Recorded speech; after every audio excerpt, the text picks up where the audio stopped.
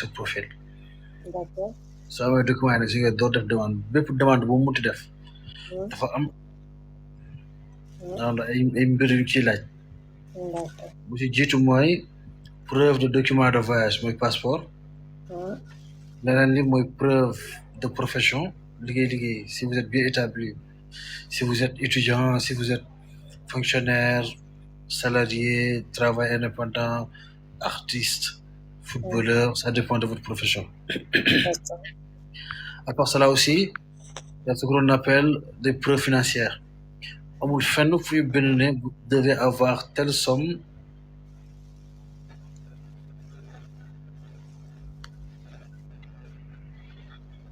allô? Oui, maa lay dégg. amul fenn fuy bind ne vous devez avoir telle somme dans votre compte. On a juste dit des preuves financières suffisantes. maanaam loolu na koy déggee mooy nga am xaalis bu doy bi war a ne yow mun nga financer sa voyage. d'accord donc mun nga financer sa voyage mu ngi peut-être di ci boole sa di nga mën a jënd sa billet aller retour di mën a fay sa lekk sa naan sa hôtel sa transport vous comprenez. D'accord, je comprends. su gàttal daal maanaam boo ñëwee ba Canada durant votre séjour doo am problème mu koppar doo am problème xaalis. dañuy bañ aussi nga nekk lu ñuy wax charge publique moo tax ñu naan la il faut prouver que vous pouvez financer votre voyage votre durée de séjour. D'accord. leneen li mooy but du voyage. voyage nag mun a am but bu nekk mun a nekk visa visiteur bi ñaari pàcc dafa am tourisme wala nga am invitation loolu visite d'amis lañ koy woowe wala visite famille ñaar yëpp visiteur la.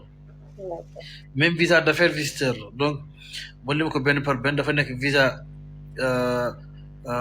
demande d'amis ou famille wala visa tourisme pur et dur wala visa d'affaires comme kuy war a teewee benn conférence wala benn forum jaar yooyu ay visa d'affaires la. visa tourisme mooy koo xam ne dafa dem pour visiter uniquement pour visiter. visite famille mooy koo xam ne dafa jot invitation benn xaritam wala benn mbokk bu nekk foofu mu envoyé ko invitation. am na lu ñuy woo ay regroupement familial nga am jëkkër wala jabar wala yaay wala doom bu nekk foofu mu bëgg la indi kooku benn procédure loolu yooyu visa immigrant visa kooku dafa lay dugalal ay document waa dëkk bi nga nekk comme par exemple Canada ngay wax ñoo koy càmbar dina jël temps mais booy ñëw da ngay amaale kayit bu dee Canada ñoom résident permanent lañ koy wooyee bu dee États-Unis ñoom ñu koy wooyee green card bu dee Schengen bi ñoom ñu koy wooyee carte séjour yow da ngay ñëw ak comment on appelle ça encore da ngay ñëw ak da ngay légal ci dëkk bi bokkul ak visa visiteur maanaam ñoom seen visa c'est des visas temporaires. dafa am durée de validité. bu dee visa d'affaires en général dañ lay may selon sa affaire lu mu toll. d'accord. Oui, j'ai compris. bu dee tourisme mën nañu may 5 ans dépendamment la durée de validité bi de sa passeport bu dee 1 an ñu may la 1 an bu dee 2 ans ñu may la 2 bu dee 5 ans mais ñu bëri duñ def nuance bi. Canada wala États-Unis bu ñu may 5 ans wala 10 ans wala 3 ans ça veut pas dire que da ngay dem nga toog année yooyu yëpp non sa premier entrée mën nga dugg mais boo duggee tu n'as pas le droit d'exceller 6 mois waroo dépasser 6 mois. bu dee visa visiteur la. maanaam c'est des visas temporaires à multiples entrées si 3 ans yi mën nga ci dem saa su la neex waaye saa soo demee waroo dépasser 6 mois loolu lay tekki. léegi nag boo ñëwee bu si aéroport bi agent de l'immigration mooy la police des frontières su ko neexee moom mu ne la may naa la 1 semaine wala may naa la 1 mois wala may naa la 3 mois pour nga génn dëkk bi su boobaa tu dois respecter délai bu la agent consulaire bi agent d'immigration bi jox wala la police des frontières bu la may 1 mois ngay def génn boo ko dépassé da ngay overstay mooy da ngaa toog durée bu ëpp li ñu la wax donc su boobaa da ngay illégal sa visa dafay yàqu. D'accord. donc boo desee dëkk bi da ngay illégal toog bis boo génnee di gënaate dëkk bi sanction dafay dalaat sa kaw parce que da ngaa jalgati yoon tu as transcendé la loi donc loi bi dafay dal sa kaw. mais su dalee sa kaw da ngay amaale tamit interdiction du territoire par rapport à ça. dama la expliqué yow pour expliquer waale yeneen nit yoo xam ne ni ñu ngi si genre situation yooyu. am na lu ñuy wax visa de travail pour nga déposer ko foog nga am contrat de travail bu jógee Canada maanaam da ngay am entreprise wala société wala école wala hôpital wala entité bi nga xam ne ni daf lay recruter yaa ngi comprendre waaw Canada ñoom mettre nañ ay excusez-moi ay plateforme yoo xam ne nit ñi mën nañ dem postuler seen plateforme yi pour profiter pour expliquer cas wu journée Québec waa Québec en partenariat avec d'autres organismes war nañ ñëw le 8 ak le 9 au Sénégal pour def recrutement moom maa ngi lay ziar mais recrutement yooyu noonu entreprise yu nekk Québec ñoom ñoo soxla main d'œuvre ñoom ñooy xool ci ay domaines yoo xam ne day ñëw Sénégal pour recruter parce que jàpp nañu Sénégal am na fi ay compétences yoo xam ne ñoom dañ koy soxla d'accord Rousse, il y a une information qui n'est pas correcte. Excuse-moi, je suis au Québec. Ben, montre et dis-nous. C'est quelle information qui n'est pas correcte? Mamadou Diallo. Montre. Il y a partage de ses frères et ses sœurs. Ici, c'est le rendez-vous du donner et du recevoir. Diego Tchikao.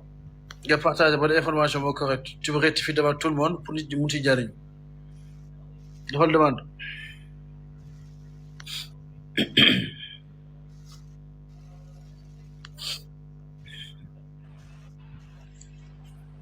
Sorry Tina, c'est bien possible, sorry. salaamaaleykum. Waaleykum salaam wa rahmatullahi taala wa barakatuhu. maa leen di siyaare ñëpp di leen bëggee. ñu ngi lay delloo ziar Mamadou baa ngi ci jàmm. Rousse liggéey bi rafet na yàlla na jëm kanam.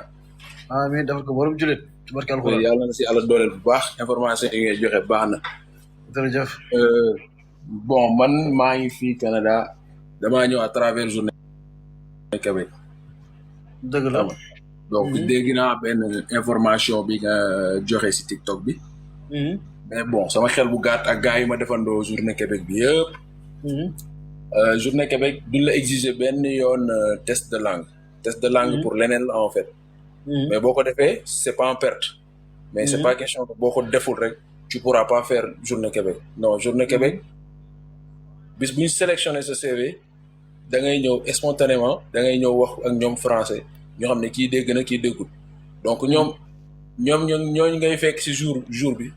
ils sont juste des recruteurs en fait ñoom ñu lay recruter. une fois que ñu recruter la dañuy sélectionner ce dossier. envoyer des papiers yi ngay remplir une fois que nga remplir papier bi léegi yow ak gouvernement bi yéenay des. gouvernement bi lenn lay xool ndax entreprise bi defal na la ce qu'on appelle EIMTI. ak ce qu'on appelle CHQ. donc loolu boo ko amee ak un contrat de travail. jeex na daanaka loolu mooy lu ëpp solo li. maintenant test de langue bi. loolu pour sélection beneen la pour am résident permanent wala boo bëggee jaar arriment genre. affaire yooyu noonu mais c'est pas quelque chose boo xam ne boo ko defee da ngay ñàkk saa non c'est quelque chose boo xam ne boo ko defee am na njariñ ndax ñun ñi ñëw fii dañ koy def parce que boo bëggee am résident permanent da nga ko war a def mais c'est quelque chose qui est valable durant juste 2 ans en fait. te am na benn nouvelle information bu génn tamit par exemple comme ñun ñu am diplôme en français. test de langue bi oral la ñuy def ak compréhension. français bi du écrit en fait bind yooyu noonu tu vois. donc affaire yi gars yi ñoo koy changer te Canada loi yi chaque fois dañ koy changer en fait. dëgg la donc man réussir naa journée Québec bi yàlla def na maa ngi jóg. c'était l'année dernière en 2023 le 18 février c'était au Maroc en plus Maroc laa ko jàllee. donc sama frère moom réussir na journée Québec bi jàll récemment. Sénégal non Maroc encore 18 février moom tamit. donc Sénégal ñoom le 9 ak le 8 juin lañ koy def les inscriptions vont être en mois d'avril c'est pas encore ouvert. di ñaanal ñëpp képp ku sa wërsëg nekk rek na ngeen suivre information Rousse yu muy joxe ce sont des informations fiables et c'est bon. yàlla taxaw gars yi jël leen. waaw yéen a ko dégg noonu lu leen si fekk yéen sénégalais yi sax du fi fekk naari ndax naari dégguñu français loolu dama leen koy teel a wax. te ci génn mais journée Québec yi foog nga participer fi foog nga nekk ci même lieu bi genre bu dee bu Sénégal bi foog nga nekk Sénégal. bien sûr parce que spontané la en fait da ngay ñëw. foog nga ñëw toog ñu xool li ngay wax ndax dam moo fokkoo dara dalu la ndax yow tu es apte à travailler xam nga te est-ce que am nga CV bu baax te dañuy vérifier say diplôme tamit. d'accord parce que man maa ngi Maroc mais xam nga rek parfois yenn information yi doo ko jot loolu moo tax may laajte. loolu kay dafa leer jour boobu kay bu ma demee maag sama frère rek ñoo fa nekk Sénégal ñoo fa nekk Sénégal yu fa des yëpp ay naar lañ. jotuñu ko woon moo tax.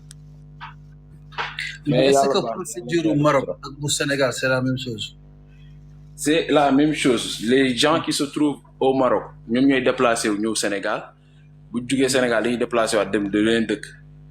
ñoom dañuy def tour en fait dem des gens yoo xam ne entreprise ñoom dañuy dem France. dëgg la dañuy dem Mexique dañuy dem France dañuy dem fépp. très bien Tunisie genre yooyu noonu mais c'est le même programme en fait c'est le même programme. mais des fois da nga gis ci benn programme. condition yuy teg dëkk bii du ko teg dëkk bële. mu daal cité ay programme yu bëri yoo xam ne ni dëkk bii nii exigence yu tegal waa dëkk bii maanaam citoyens yi wala résidents yi duñ ko tegal du nekk même exigence yu tegal dëkk bële. waaw man moom li may wax moom si journée Québec kese laay wax ndax moom laa si am expérience du ma jéem ma dugg si yeneen yi peut-être si yeneen yi moom je sais pas mais journée Québec moom en proprement dit yàlla def na ko man def naa ko sama frère def na ko ñaari yoon. incha allah te les deux yëpp mosuñu ko laaj ay test de langue man def naa ko ba jeexal samay xarit yu fi ñëw yëpp ñoom tamit naar yi def nañ ko ba jeexal kenn laaj leen test de langue. Donc, je pense pas que dans journée Québec, dans les tests de langue, parce que journée Québec, le but est bien déterminé. Tu dois pouvoir parler français, dans des entretiens avec nous.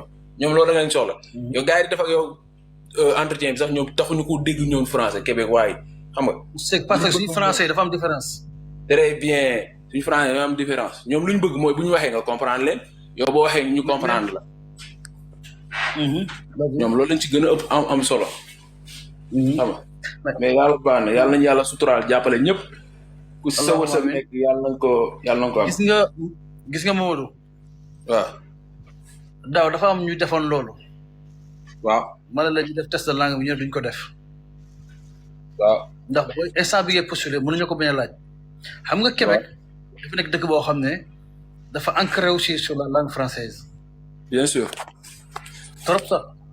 waaw ñoom dañuy bëgg bu ñuy dugg ñu am certitude de kii nii am na les aptitudes linguistiques de la langue française. waaw. te loolu ñoom lenn rek lañ ko mën a vérifier. waaw si test bi.